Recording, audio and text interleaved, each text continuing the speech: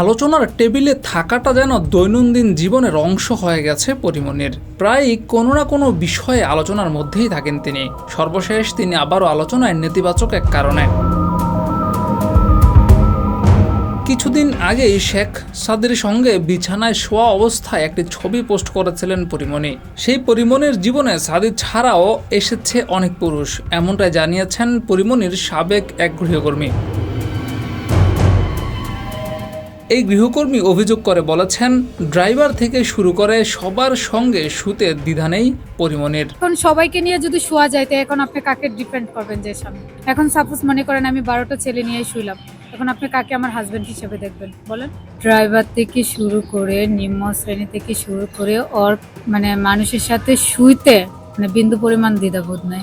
শেখ সাদি পরিমণির স্বামী কিনা এমন প্রশ্নের জবাবে এই গৃহকর্মী বলেছেন, মানে পরিমণি শেখ সাদি একই রুমে আছে, একই বিছনায় আছে, একই টেবিলে খাবার খাচ্ছে, তাহলে ওনারা বিয়ে করছে না করছে সেটা তো আর আমি জানি না।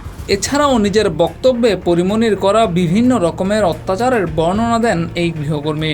এত বিশ্রী, এত নোংরা ভাষা, একজন সেলিব্রিটির মুখের ভাষা হবে অনেক সুন্দর, যে মানে মানুষ শুনলে আবার শুনতে চাবে, এরকম ভাষা হবে। আর ওনার মুখের ভাষা শুনে মানুষ বমি করে দেবে। বমি যার না আসবে তারও চলে আসবে।